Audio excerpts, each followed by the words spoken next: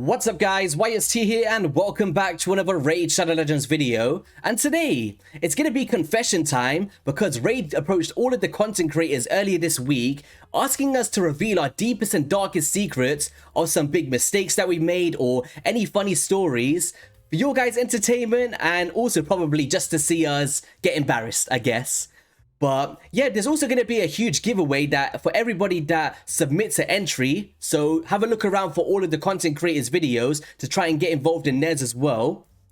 Where we're going to be able to give 4 winners 400 gems, 2 sets of multi-battle attempts, 1 rank 5 chicken and 300 energy. And if you guys want to get involved in my giveaway, all you have to do is like this video, be subscribed to the YouTube channel, and in any of your comments below, include your code, which can be located in the settings, in the information tab. Copy this ID, include it in your comments, and let me know your biggest raid regret. Because I want to have a laugh as well. You guys just can't be laughing at me and the stuff that I've done. I need to see your guys' biggest regrets as well. And it's a bit of fun, right? A bit of entertainment. So get involved in that if you're interested. And time to reveal some of the brutal realities of my account, I guess. Well, the one that I'd say when I first started Raid was one of my biggest ones. It's going to be, if we head into the shop, and we go into the gem shop, was it here? No, it was in the bank. Well, there's something called silver, right? Which you guys know you can farm from brutal campaign or dungeons or selling artifacts, whatever that may be. But I was actually really tight for silver at the start of this game and still kind of tight for silver, like 3 years later. Please give us a silver dungeon raid. And I used to think that 1.7 million was huge, but let's be real, guys. You can hardly rank up 1 amulet nowadays for that cost. But that was one that I was really embarrassed to mention, but I definitely did that for at least 6 months when I started this game. So the next one is going to be heading into the dungeons, and it's going to be the Iron Twins Fortress. And it's not the dungeon itself, as I do enjoy trying to get some soul stones and some essence, especially with live arena, trying to optimize my blessings, right? But only on the Sunday you get double rewards, and I always entice players to only spend the gems once you come up against the Sunday, because you're getting more bang for your buck in a sense.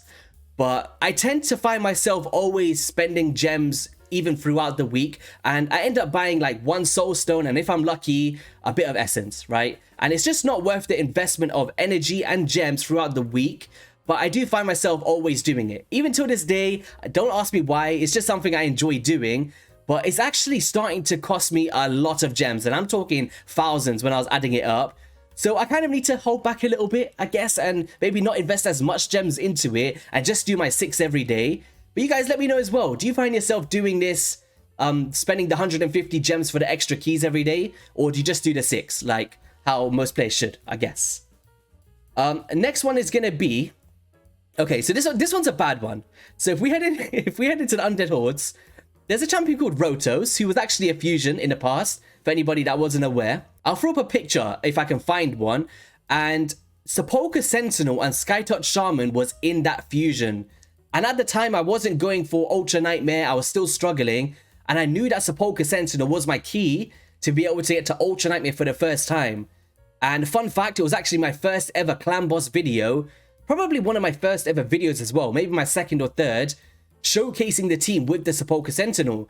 So in a sense, it's like, yes, it kind of kicked off my YouTube journey. Showcasing that team. It did very well at the start.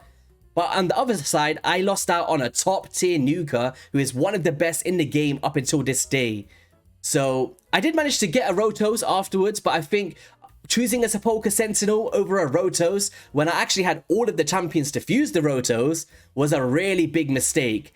I ended up keeping all of the epics. I think it was like Azor, Skytouch Shaman, really good champions for that one to be fair. But I should have went for the Rotos, and that was a big regret of mine for sure. But we got him in the end. It's all good.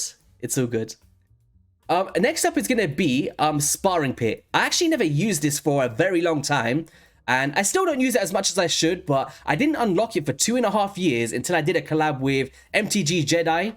And I'll link that below if you guys want to check it out. But he was kind of explaining to me a really cool way to optimize champions and get 6-star champions more efficiently by using some brews into some 4 stars, using this to rank up the rest. And then kind of making your 5-star chickens. And it's just a routine that you can go through to optimize that. So I really wish that I was doing this earlier on, because Recently, I have been spending a little bit more for like content purposes, like maybe some energy or the monthly gem pack here and there. But this would have been a really cool investment for me when I didn't have the chickens or have all of these resources. So yeah, I think not doing this sooner, I could have had a lot of value from this and maybe had more 6-star champions than I do today. But I still wouldn't rank up like to rank 2 and rank 3 and stuff. But just the level 1 bonuses, I think I should have done, right? Not waited 2.5 years. Like, what's going on? Next up is going to be the Forge Pass. Now, I'm not sure how you guys are. You can let me know. But I have never found myself wanting to buy a Forge Pass, even though I know the value is pretty decent. Now, I've never had any bolster gear on my account. I've never had any Defiant gear. And this should definitely be one that I should be investing in as a content creator, right? Especially because think about the Clan Boss draft. I couldn't use Defiant gear, and that could have been my key to victory, pretty much, mitigating more damage. Bolster sets for some champions like Urtiga Warcaller or some, you know, really high HP champions. And there's just loads of ways that I could utilize these gear sets, but I have just never bought one. Never. And I think the main reason is the challenge aspect of it. I always felt like if I'm spending my money on something, I shouldn't have to grind on top of that. And Raid is a game where we're already investing a bunch of time, right? And I always felt like, do I have time to sit and complete all of these challenges every week? The answer should be actually yes, I should be able to do this. Like winning a couple of battles from campaign, upgrade a champion, sacrificing a duplicate, unlock a upgrade 50 subset on an artifact, or whatever it may be. They're not intensive stuff, right? And this is something that I've kind of paid close attention to. But I will probably start investing in it. I'm a bit behind on this one, so I chose not to do this one as well. We got 5 days left. But I think I should start investing in these from a content perspective, and also just the value of the gear sets in general could be really cool for my account. So that would definitely be a big regret, never doing this, especially with the content creator challenges. I feel it the most, like not having specific gear sets and stuff. So yeah, Forge Pass, we're coming for you at one point. We'll see if we can get it done. Next one is going to be, and it's not going to be Genzin himself. And I want you guys to think, what do you think I'm going to mention here? Did you guess? Don't cheat. Don't forward it. 3 more seconds.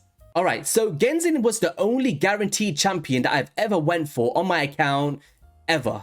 Like there's been a ton of them. And there's champions such as Nekmofar that I would have loved to have and would drastically change my account. But I've just never found myself saving up for guaranteed events. And I always get sucked into the extra legendary, the 2x events or the fusion events. And I never find myself in that rhythm of having enough shards for the guaranteeds. Mainly just because of my self-management. I'm just really bad at saving shards. Like right now, I've got like 1 sacred. So Genzin was actually one that I went all out for. Like, I think there was like a Vizix, no, not Vizix. There was Vizito Velis, and then straight afterwards, Genzin came in.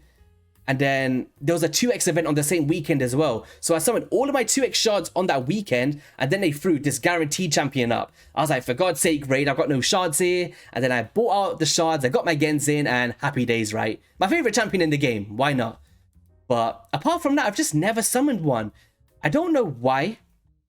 Well, I do know why. I just never have the shards. I don't have the shards. But I would have loved to, like, there was loads of them, like Lady Kimmy would have been one I loved, or there's loads of really good guaranteed champions out there. But yeah, I guess one of my biggest regrets is not going for specific ones. Probably the biggest one would be Nekmofar for me, because he's one of my most wanted champions. Next up is going to be, I miss the mighty UCO Fusion. I missed the mighty UCO Fusion. I'm just spilling all of the beans today. Maybe some of you guys wasn't aware of this, but at the time there was like so many back-to-back fusions like Nagorio, Lanafaru, Morrigan, whatever that was, and I just felt like very overwhelmed with fusion events. I didn't have the resources, and then there was a big inflation of points on the mighty UCO one in particular, where I believe some of them was really high. And then midway through the fusion, I was like, what have I done here? This is an absolute beast of a champion. And we're seeing it coming to fruition with the live arena as well, right? He's just a phenomenal champion. Hakuna Matata. One day we'll summon you, but yeah, biggest regret. Probably the fusion that I missed that I definitely like, damn, you should have done that, right? But yeah. Such a pain not having Mighty UCO. But yeah, man, not going for the guaranteed Nekmofar, not going for Mighty UCO. They're such phenomenal champions, and it's like, if you don't have specific ones for specific comps, it just opens up so many doors for compositions. But yeah, guys, that's going to be all of my biggest regrets for 2023 in this confession time. Thank you, Raid, for embarrassing me today. And don't forget to get involved in the giveaways, guys. It is free to do. I will be selecting them maybe during a live stream, or I'll just select them randomly and post it in my community tab. Just whenever they give us the heads up that we can pull them, I'll be doing that.